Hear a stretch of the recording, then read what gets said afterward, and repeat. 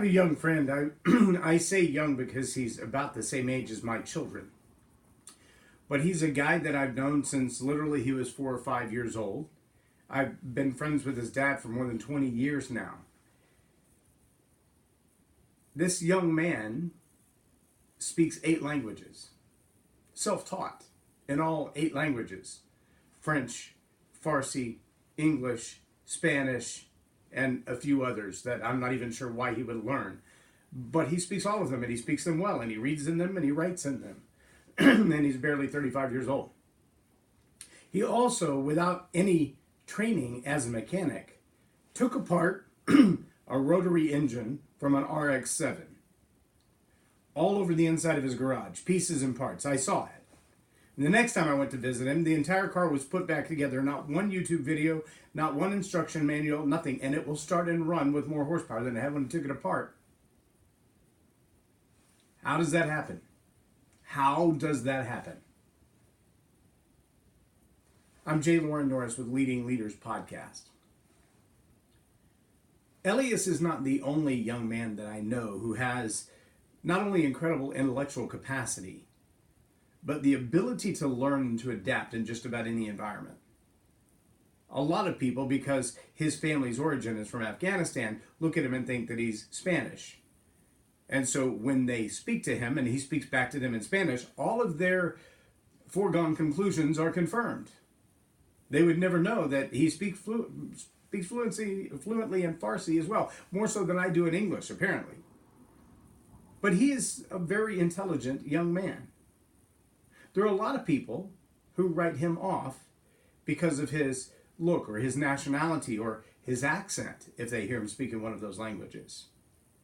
But I can tell you there was a day that his father and I stood in a retail establishment, both of us behind the counter, and a man came in and started talking with Elias's father and began to berate him about his inability to conduct the transaction the way that he wanted it as the customer conducted. And he tried to explain to him, Elias's father several times, tried to explain to him why he couldn't do it that way.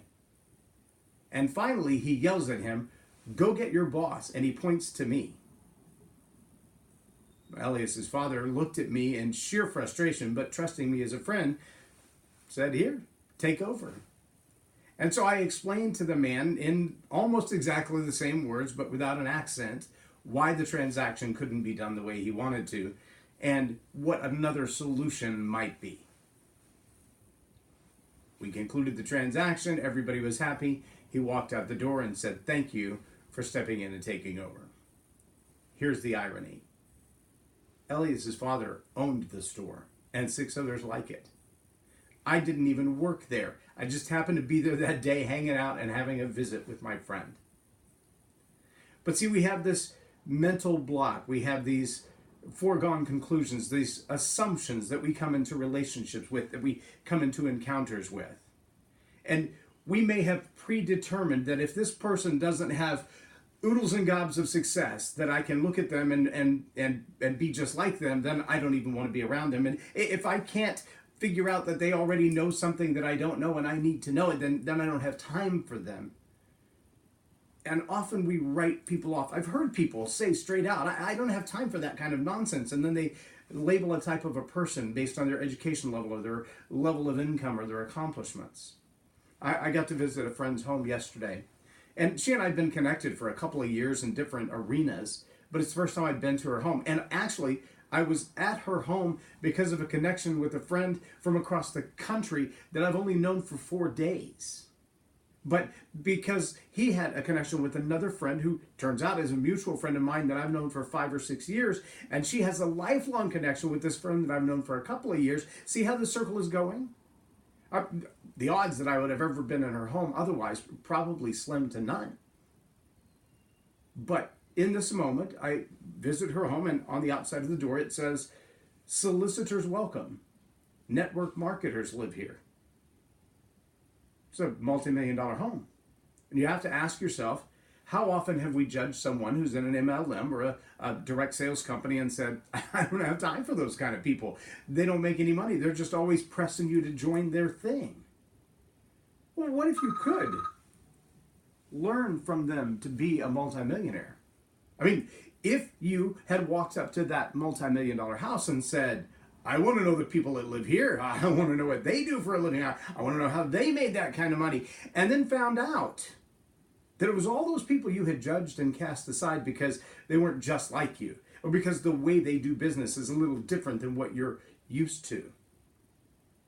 See, sometimes you got to be just willing to connect with that young guy with the funny accent who may know something you've never even pondered.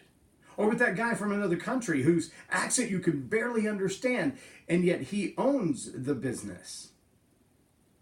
And sometimes you got to connect with that one who just keeps poking you to do something that they want done, because the persistence in your connectivity and the persistence in your respect for them could pay off in a whole nother way. My challenge for you as leaders is to take that time to connect with people from all walks of life. All races, all religions, all ages, all educational backgrounds. Respect humans enough to build relationships. I heard Ravi Zacharias say, this morning in fact, I heard Ravi Zacharias say, it's not the question you need to answer, it's the person. It's not the question you need to answer, it's the person. Because every individual asks the same question a little bit differently, with a little different reason for the answer. Take the time to connect with people, all people, and do it with respect. That will make you a better leader. I'm J Loren Norris with Leading Leaders Podcast for Tell It Like It Is TV. Have a blessed day.